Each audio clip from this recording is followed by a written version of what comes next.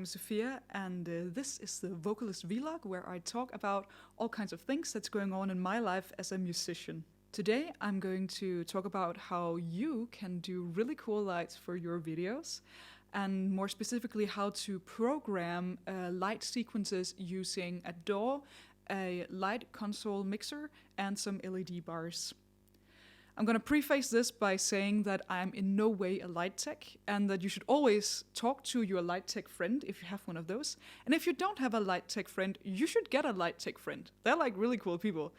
And I know like 3 super qualified light technicians that are cringing so hard right now. I can feel them cringe in the ether because I'm doing this video and I'm not a light tech. But I just want to share my process on how I did the lights for my latest cover video, which is a cover of Black Eyed by Danish metalcore band Days of June. This is not a super in-depth tutorial where I go into a lot of technical terms, but more of an overview and an inspiration on how you can do your own setup for not a lot of money that will get you working creatively with creating a light experience for your next video, your next live show, or your next live stream, or whatever you're doing. Now, I've programmed lights not only for this Days of June cover, but also for some live streams we did with Ethereal Kingdoms here from the rehearsal room, and some live videos as well for a single live show where we brought the rig outside.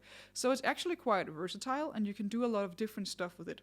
I'm a huge fan of LED bars because they're colorful, they're fun, they're cheap, they're lightweight, well, the band, we just, bought a bunch of it as well as a controller. And this is sort of the second heart of the operation, because a setup like this, I see it as having 2 hearts. The first heart is your DAW. I use Logic. You can use Cubase or Reaper or whatever's out there to do your stuff. I just use Logic because I happen to enjoy fruit-themed electronics. So this is Logic. Now you can see I have cleaned up the project a little bit. I have 2 tracks visible right now. The light track, which is a software instrument track sending via channel 1, and the mix down. You can see up here in the light track, there it's like, the piano roll going on with all these little notes, and basically what the notes are doing is telling the console which button to press and to activate a certain scene. So each of these little notes represents a combination of light and color over on the LED bars. I made sure to synchronize the tempo map with the track, and I made sure to line it up all neatly so it's tight and nice.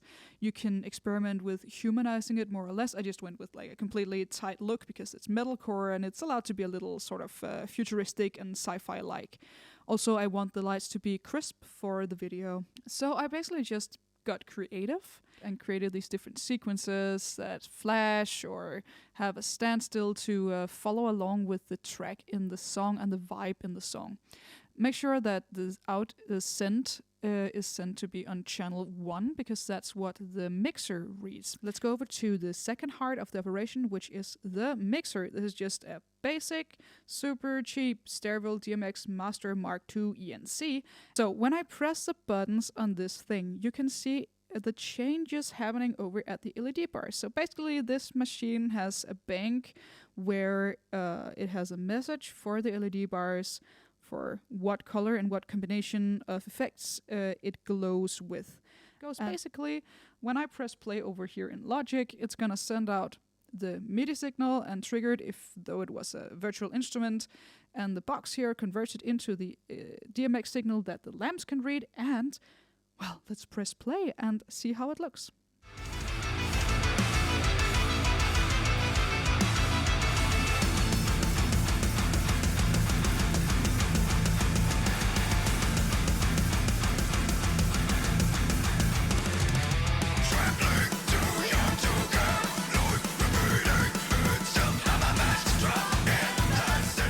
There will be some pros and cons about working with programmed lights.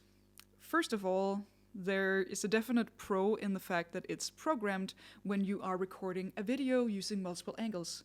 Because the light is programmed, it means it's synchronized to a certain moment in time, and that means that your light will be consistent across multiple angles. It also means that you don't need another person in the room with you, and that's kind of a nice thing to limit people at the moment with what's going on in the world. and you can just really replay it as many times as you need to get the experience. And you don't have to worry about it, it's just running smoothly. Another con is that it is programmed. You should always work with a real-life human light tech whenever you can, be it for a show or a video, because these people are experts and they can feel the room. That is something a machine cannot yet do. And they know exactly what makes you stand out and how to boost your performance to create a larger-than-life experience, which is why we're using lights in the first place. So the con is it's going to be an exact repetition, which can be desirable in certain situations, but in some situations it's maybe not the best. For example, if you're doing a live stream, you will want the live feeling, and that's where the human element really adds to it. But for creating a cover video, like me and Anders did for the Days of June cover with multiple angles, it's really nice that the light is consistent, especially if you're doing more than one take. It makes it easier to edit everything afterwards. Another pro is that, well, light is mood and light is fun and light creates articulation in the movements. And right now we are all confined to performing on the great stage known as a camera and a screen and editing software. So that's just wonderful.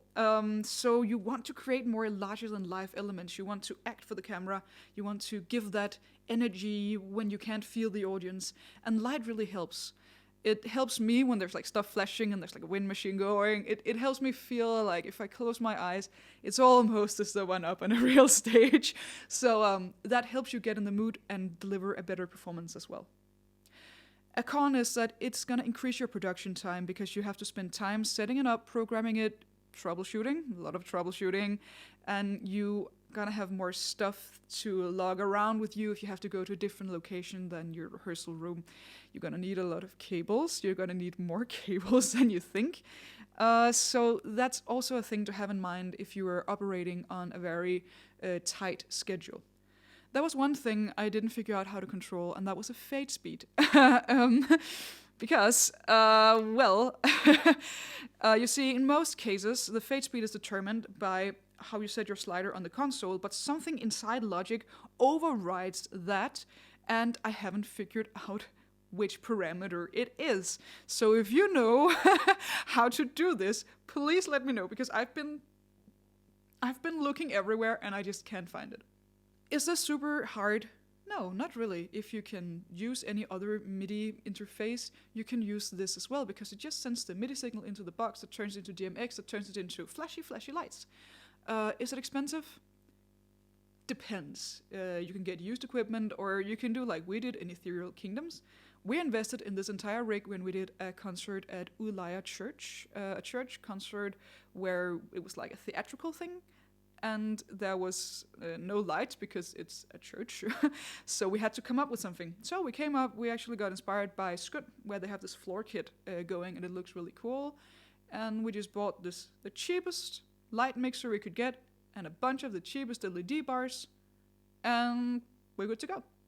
So you can get started for not a lot of money, and also if you have any equipment laying around that can read DMX signals, try to play around with it, get creative, and see what it can do for you and your video.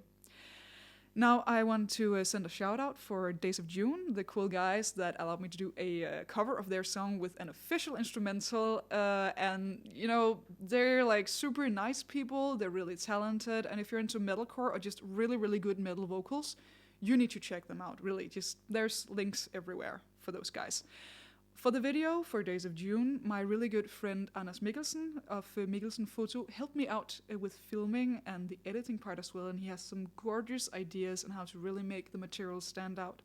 Also, the guy with the beard and the B-roll clips, yeah, that's Christopher Hillebrandt from Sunless Dawn. He's a super cool dude, and he also did the audio production of the vocals for this track, and he's also done a bunch of the audio for some of my other videos in this channel. And you need to check him and his band out. Sunless Dawn play progressive metal, and it's probably some of the most beautiful stuff I have heard that came out of basically anywhere ever. So, with that said, I hope you enjoyed my little rundown of how to do lights, and I'll see you around.